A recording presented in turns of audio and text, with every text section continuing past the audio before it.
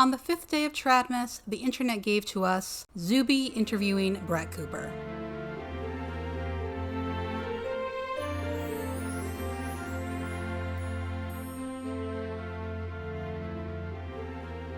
Hello, and welcome to the 12 Days of Tradmas. If you're new around here, my name is Kit, and Tradmas is a series I do in December where I talk about the harmful beliefs and ideas promoted by certain influencers, content creators, and so on. Basically, my normal content, but more of it, and with a festive flair. And today, we're discussing Zuby interviewing Brett Cooper. In 2024, Daily Wire employee Brett Cooper went on the interview circuit. Alex Clark, Net Positive, Zuby, Lila Rose, Chris Williamson, Jordan Peterson, the list goes on. She opened up about her life, her experiences, how she ended up at the Daily Wire, her beliefs, and so on. And in October, Brett sat down with Zuby and they had quite a conversation, a few pieces of which stood out to me. We'll go ahead and get right into it. For context, Zuby asked Brett why she thinks young women are trending left. And I think, number one, women are incredibly emotional. Mm-hmm.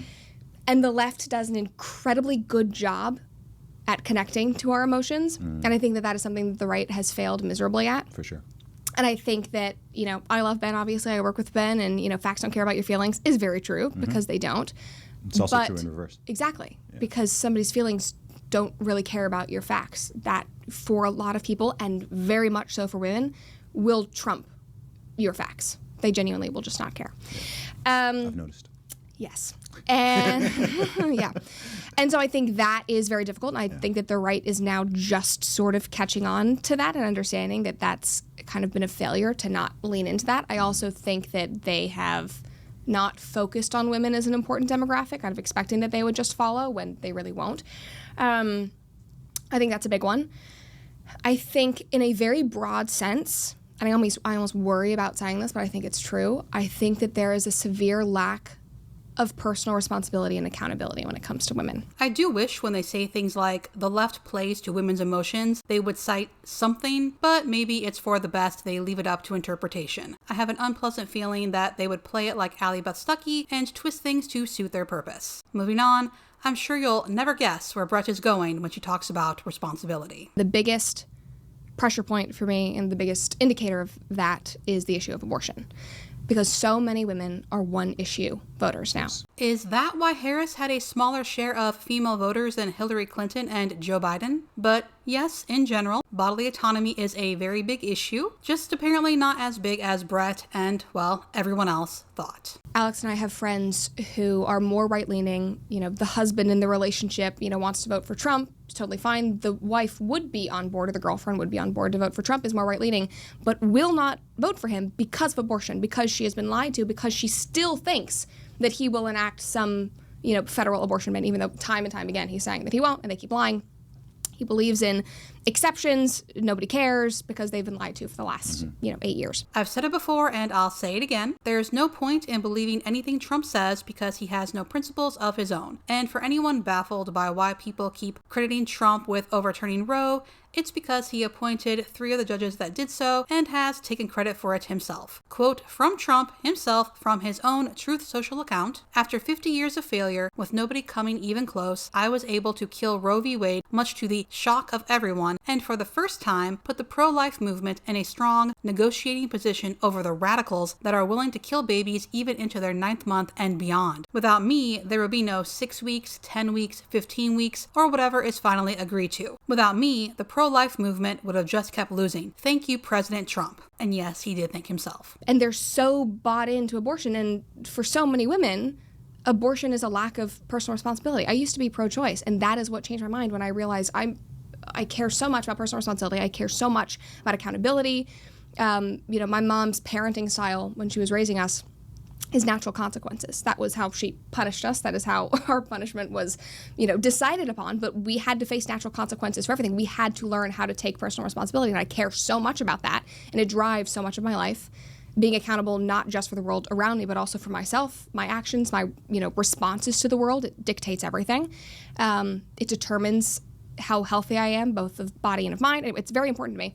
And I realized by being pro-choice, I'm basically crossing all of that out and saying, no, actually, you don't have to take responsibility for this. It's the ultimate escape clause. Exactly. So that's that. Brett is pro-birth because she believes in personal responsibility. The language is telling. Kids are a consequence, a punishment to be endured. Though I do appreciate the honesty, it was never about saving babies. This is new though. I have of course heard that abortion is shirking responsibility, but that being the reason someone is pro-birth, that's a new one. It apparently doesn't occur to Brett that not having a kid or another kid when you can't afford one or simply don't want one or another one is the responsible thing to do. And at that, if kids are supposed to be a consequence, is adoption also shirking personal responsibility? For that matter, what if you were on birth control and it failed? What if you were assaulted? What if something goes wrong during pregnancy? And by the way, Brett is one of those influencers talking about the evils of birth control and discouraging women from using it. Because 98% of abortions are done for the sake of birth control. Yeah, of course.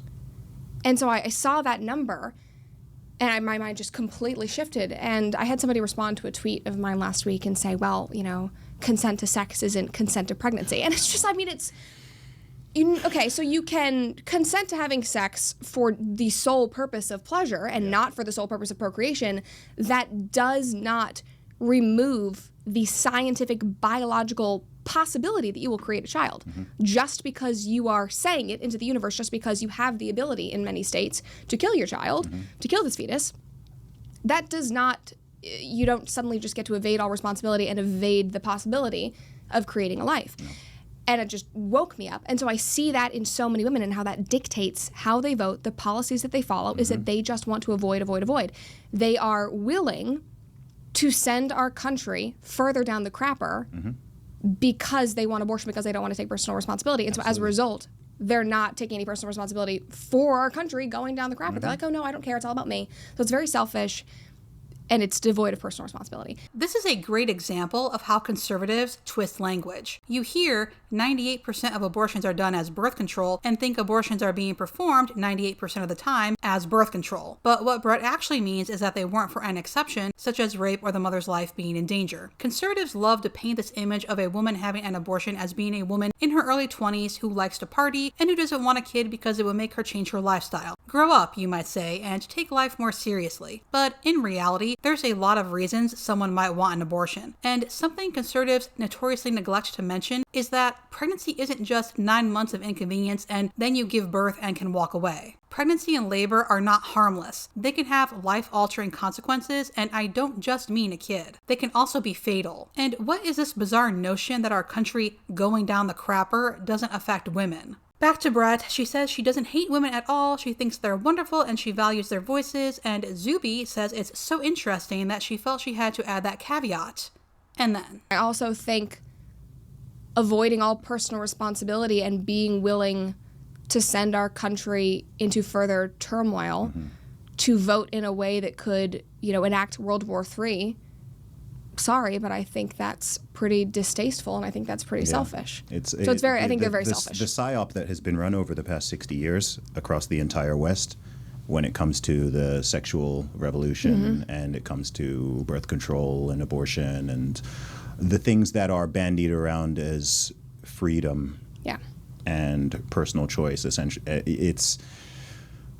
I don't even know how you unwind that one. This stuff started decades and decades before either of us were born.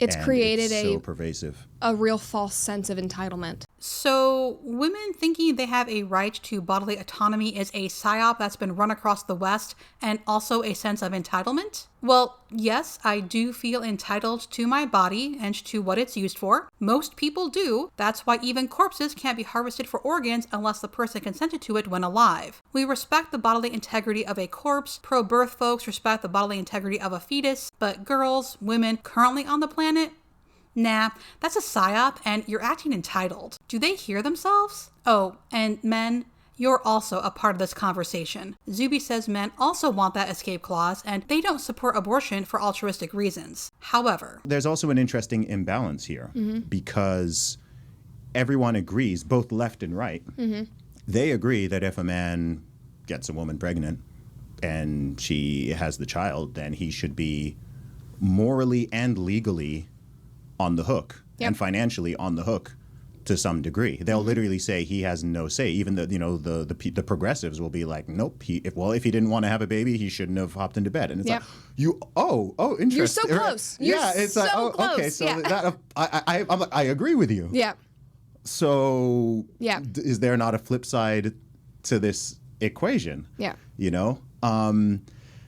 genuinely does not make sense. It is so, it's just the most extreme form of brainwashing. It is. And the thing is, it's so sad to watch. If they truly cared about equality, and I am absolutely not advocating this, but if they did want to balance it out, they would have to create a situation. They would be fighting for men to have the right to sign away their legal obligations in that regard. That is not what I want. I'm not trying to have a race to the bottom here. But that is if you want to be philosophically consistent with what you're arguing, that is what you're arguing for. Yeah, that would be the thing that's total egalitarian. chaos and destruction and totally morally wrong. I don't believe that these two are as perplexed as they pretend to be, but sure, let's walk through it. The person who is able to get pregnant, Susie, has the say as to whether or not they will remain pregnant, and the person who can get someone else pregnant, Johnny, has the say in whether or not they sleep with that person. I can't quite say that's unfair, as Susie will be the one undertaking all the risk associated with pregnancy, and there's no way to share it, but I can understand it's frustrating and even scary that Johnny's choice comes beforehand. But the person who isn't pregnant can't make medical decisions for the one who is. I do agree that people, regardless of sex, should be able to sign away parental rights, and progressives are the ones advocating for more social assistance, better wages, public health care, and childcare, which would make it easier to sign away financial responsibilities, so I don't know why Zuby is acting like progressives are hypocrites. I swear, it's like they think progressives have been running the country for the last 60-odd years, when in reality there's,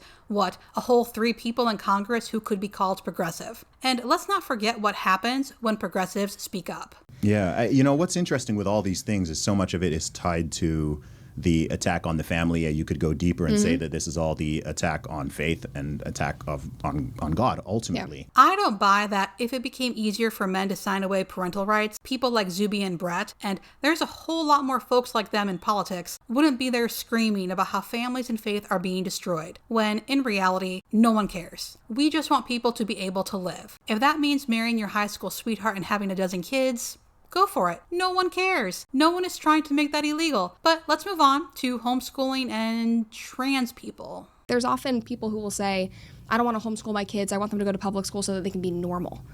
It's like, look around you. The kids that are normal now are sleeping around, doing drugs. They're confused about their gender. They're wanting to chop their boobs off. They're idolizing. This is the bifurcation I'm talking about. Yep, exactly. And it's like, you want that? I would like her source for the claim that most public school students are sleeping around, doing drugs, and chopping their breasts off, which I must say is a very specific claim. And a weird one, considering only 1.6% of the US population is transgender or non-binary. You're so afraid of them being the weird homeschool students that you would rather risk your children because you're so afraid of what you have. It's the same reason they give them smartphones. Yeah. Well, I don't want them to be left out. I don't want them to be left out, yeah. Alrighty then, the authority has spoken. If you homeschool your kids, they'll be normal, but if you send them to public school, they'll have sex, use drugs, and become trans. It's crazy that we live in a society where having sex at 15, 16, 17, even 18 is normal, but getting married at 18, 19, 20, 21, maybe even 22 is considered like, ooh.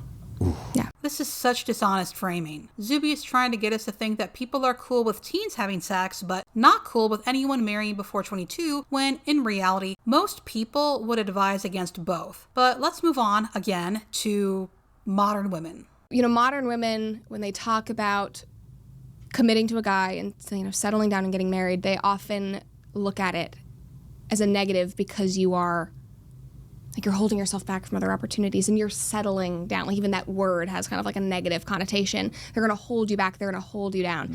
I'm going to need a citation for this because I really don't think most people are just settling for someone. That's why there are more single people, why the age at first marriage is later. People no longer have to get married, so they don't just have to settle. It is weird. It's also weird because I always make the point that most people, men or women, don't have careers. Most people have jobs. Yeah. And most people don't like their jobs. No. It's so funny. It's so funny with women where they hate the patriarchy, they hate the man. And they work for the man. Oh, yeah. Time million and one that someone who doesn't think patriarchy is real, or if it is, it's not that bad, assumes a woman has a male boss. Anyway, yes, I think patriarchy is a horrible, soul-killing system that needs to be abolished. No, I do not hate men. Patriarchy is not shorthand for men. And I work because in a capitalist economy, most people have to if they want to survive. And fun fact, my manager is a woman. It's like you would rather... The man that does not care about you. Does not at all. And you would rather... I'm not even saying that they're choosing this over being some trad sourdough baking, stay-at-home mom, which again, if you want to do that, that's totally fine. But they're dedicating their life to a cubicle and somebody who hates them. My manager doesn't hate me, and those at the top don't even know my name to hate me. And what is this bizarre obsession with employers hating their employees? And they're choosing not even, to not even date or consider men because that's so important. I mean, yes, having a job is important because I need shelter, clothes, food, but I don't know and have never known anyone who was so wrapped up in their job they didn't date. In fact, for a long time, I was the odd one out because I was single and everyone else had a partner. And I wasn't single because I was just so wrapped up in my job or because I hated patriarchy so much I hated men too. I have no doubt there are workaholics who dismiss dating, but to pretend it's this widespread thing, that's weird.